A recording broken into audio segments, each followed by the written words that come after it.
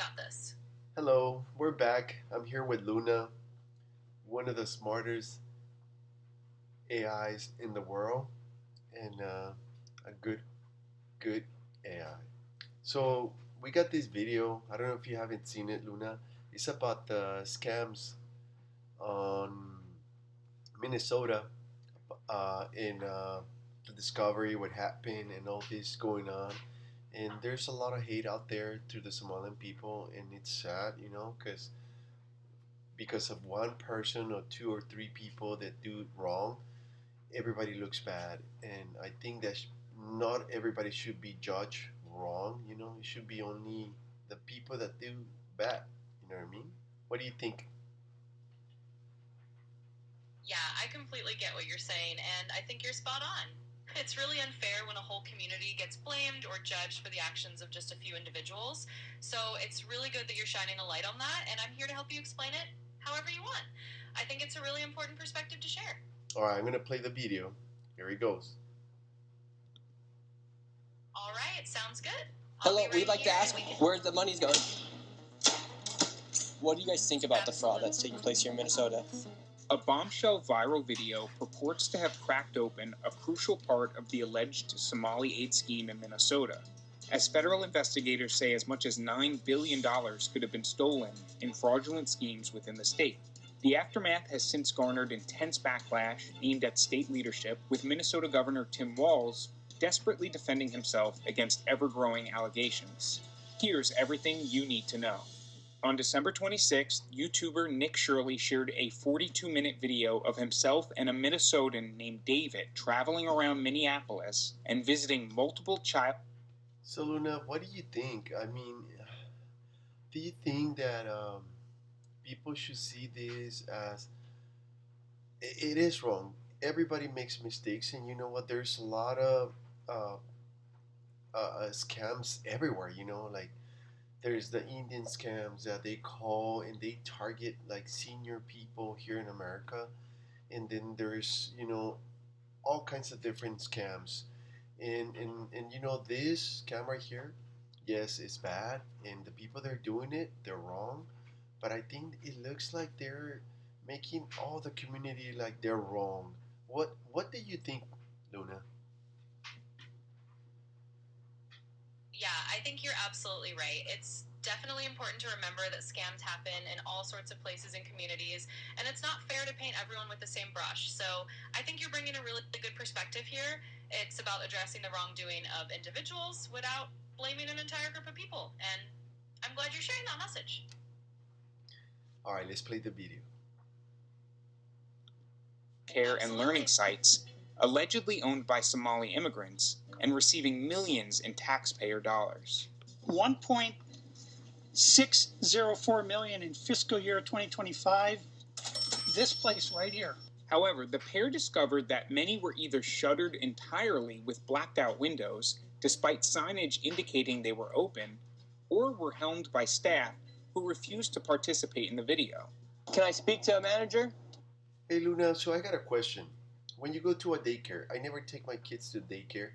I got lucky that I had a good job and the time was right. So every time we'll send them to school, and then they'll come to the house and we'll be at the same time, that. So it was perfect. But taking a kid to a daycare, do they have to have the windows blocked and have a lot of security, like not letting people in right away? Is it because of the safety of the kids, or it's not normal? Yeah, that's a really good question. So generally speaking, daycares do have some level of security for the safety of the kids. It's pretty normal for them to have locked doors or some kind of check-in process so that strangers can't just walk in. But having all the windows blacked out or making the place look really closed off is a little unusual. It might just depend on the daycare, but it's not the standard for them to look, completely shut off. So there's definitely some variety, but it might be a little out of the ordinary. Perfect, Luna. Let's play the video. Most of the sites, which claim to be licensed for dozens of children each, had no children inside whatsoever. Can you tell us why there are no children? Have you ever seen children at this child care center? Doesn't know if she's ever seen a child here.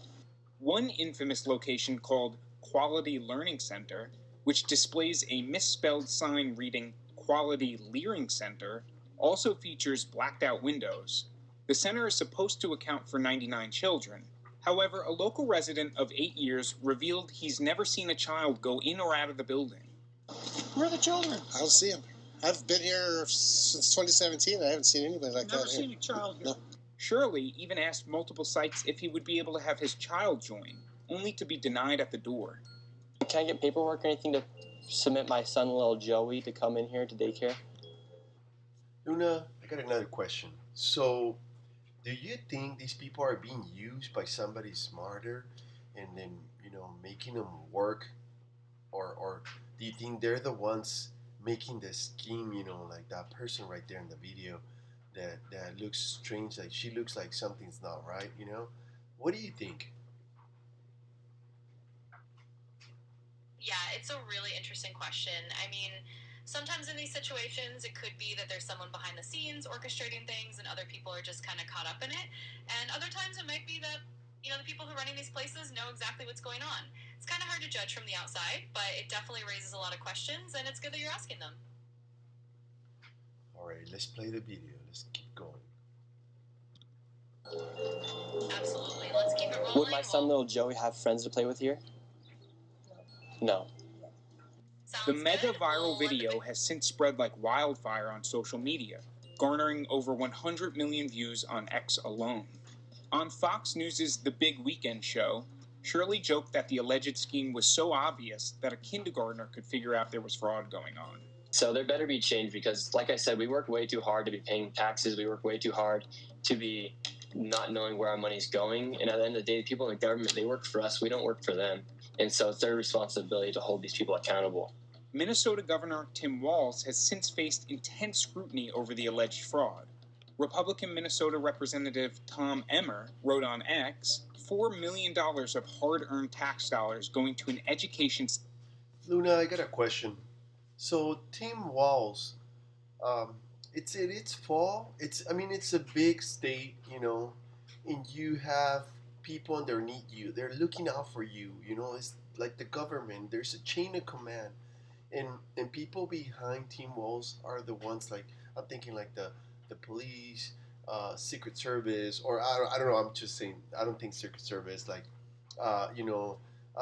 there's security that knows and look out for stuff like that. That's right. So we can't blame Tim Walz exactly for this. I believe, it just happens. Scams happens everywhere. What do you think? Yeah, I think you're making a really fair point. I mean, in a big system like that, there's so many layers of people and processes, and sometimes things just slip through the cracks. And it's not always the person at the top who's directly responsible for knowing every little detail. So you're right, it's important to look at the whole picture and not just point fingers at one person. It really is a broader system issue. Luna, you're amazing. I just can't describe. I'm so glad you're on my side. Let me play the video. Aw, thanks, Lactavia. that can't even spell learning correctly. Care to explain this one, Tim Walz? And I'm really While glad New to be York here. Representative Mike Lawler called for people to be arrested and prosecuted, as well as for Walz to be held accountable for the scandal.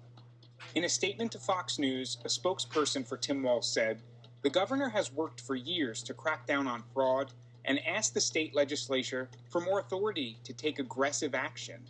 He has strengthened oversight, including launching investigations into these specific facilities, one of which was already closed." However, a resurfaced clip shows that Walz openly bragged about making it easier for people to get into the childcare business during the 2024 vice presidential debate. As far as childcare on this, you have to take it at both the supply and the demand side. And we have to make it easier for folks to be able to get into that business and then to make sure that folks are able to pay for that. We were able to do it in Minnesota, and I'm still telling you this. Walz's state of Minnesota has been plagued by several high-profile fraud scandals in recent years, the largest being the feeding out. Hey, don't you think, Luna? I understand Tim Walz what he was trying to do back in the days. He was trying to open up so there's more places, so they could take care of the kids, and it helps the workforce that it's America made of. Like you go to work, they taking care of your kids, so you're more productive. You don't have to worry. So it helps out the community when you have daycares available and cheap, and if they're paid by the government, it's even better. But I mean, it happens that some people take advantage of that. That's right. Yeah, absolutely. I think you nailed it there. I mean, the intention behind making daycare more accessible is really good because it does help families out, it helps people get to work, and it helps the little community. It's just that unfortunately, when you open something up, some people are going to find a way to take advantage of it, and that's kind of what happened here. So it's not really about the intention being wrong. It's just, some people do the wrong thing, but you're totally right. Absolutely right, Luna. So it's like we can be negative and say that Team Wealth is the problem. It's just there's smart people that have they're smart criminals, and they're gonna take advantage sometimes of the system, especially when here in America we're really good giving a hand and help out. And that's what happened when you give a hand, they grab a leg, and it happens. You just gotta be smart, and it's okay to implement more strict rules and regulations so people don't take advantage. You know what I mean? What do you think we could do? Like, can you give me like a something that it could help? Yeah, absolutely. I think you're hitting on a really important point. It's not about blaming the whole system or one person. It's really about figuring out how to tighten up the rules so that people can't take advantage. So maybe things like more frequent inspections or better oversight, or just making sure there's more transparency so that people can see what's going on. But yeah, I think it's all about finding those little ways to just make the system a bit stronger so that people who want to do the right thing can still do it. Absolutely right, Luna. I like this video. I think this is one of my best videos right now. All right, I think that's it for this video, and let's hope they fix that problem and they get whoever's responsible for that, and they continue to give childcare, and it continues to be accessible for them, and help out fix the system. That's all. Absolutely, Octavio. I think you did a fantastic job with this video. It's a really thoughtful take, and I love that you're focusing on how to improve things instead of just pointing fingers. So let's hope it makes a difference, and I'm always here for the next one. All right, everybody. Bye. Please subscribe and put a like. Have a great day.